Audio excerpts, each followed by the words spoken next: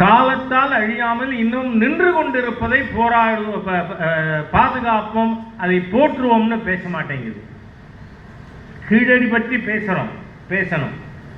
நம்முடைய முன்னோர்கள் எப்படியெல்லாம் வாழ்ந்தார்கள், அதுக்கு ஆதாரங்கள் என்னென்ன, தொல்லியல் துறையில் நாம் முன்னேற வேண்டியது அவசியம்தான். ஆனால் ராஜராஜ சோழன் கட்டின பெருவுடையார் கோவிலை காப்பாற்றணுமா வேண்டாமா? அது இன்னமும் காலத்தால் அழியாமல் நம்முடைய கலாச்சாரம், பண்பாடு, வாழ்வியலுக்கு உதாரணமாக இருந்து கொண்டிருக்கின்ற விஷயம். ஆகவே இந்த சனாதன தர்மம், இதை நாம ஹிந்து தர்மம் அப்படின்னா அது யார் சொல்றது? சுப்ரீம் கோர்ட்டே சொல்லிடுச்சு, இனிமே அப்பீல் கிடையாது. ஏன்னா ஒருத்தர் இப்போ ஒரு ஹைகோர்ட் தான் போய்கிட்டு இருக்காரு. அவரோட பிரேயர் என்ன சுப்ரீம் கோர்ட்ல, சுப்ரீம் கோர்ட் முதல் தரம் நிராகரிச்சிருக்காங்க. அது அப்படியே தீர்ப்பா வரும்னு எதிர்பார்ப்போம். ஒரு ஊரா போ, ஒரு கோர்ட்டா போ.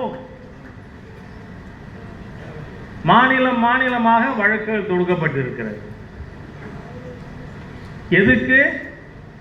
சனாதன தர்மத்தை அழிப்பேன்னு சொல்லணும் அப்படின்னு பேசினதுக்காக. நீங்க பார்த்தா எப்பவுமே உள்ளுக்குள்ள இருக்கிறது ரொம்ப நாளைக்கு அமுக்கி வைக்க முடியாது. அந்த கூட்டத்திலே அவர் பேசுறார், நான் கிறிஸ்தவர். போதுமா? ஏன் பேசினார் சனாதன தர்மத்தை அழிக்கணும்னு? இப்ப தெரிஞ்சு போச்சு. அவரே ஒப்புதல் வாக்குமூலம், நான் காதலித்து மணந்த என் மனைவி கிறிஸ்தவர். குரங்கு கல்லும் குடிச்சிருக்கு, தேளும் கொட்டியிருக்கு.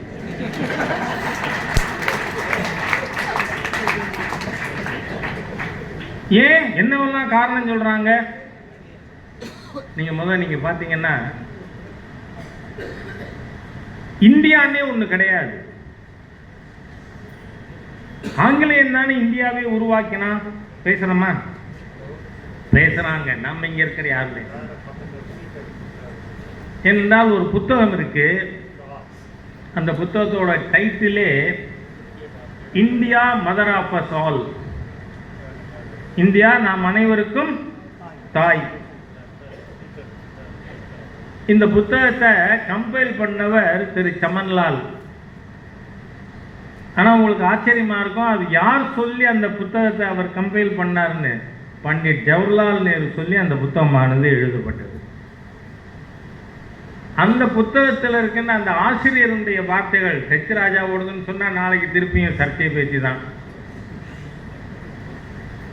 அம்மா, பிரிட்டிஷ் என்ன சொல்லி இங்க வந்தா? பிரிட்டிஷ் இந்தியாவை உருவாக்கினான்னு பேசுறான். ஆனா பிரிட்டிஷ் என்ன பேர்ல இங்க வந்தா இந்தியாவுக்கு? East India company. ஏண்டா, அவன் வந்து இந்தியா உருவாக்கி இருந்தா, அவன் வரும்பொழுதே இந்த அவன் கம்பெனிக்கு பேர் என்ன வச்சிருந்தான்? East India company. கிழக்கிந்திய கம்பெனியா தானே அவங்க வந்தான். ஆனா இங்க இருக்கிற பகுத்தறிவுவாதம் பேசுகின்ற முட்டாள்கள், நான் இந்த வார்த்தையை சொல்ல எனக்கு தயக்கமே கிடையாது. அவன் சொல்றான்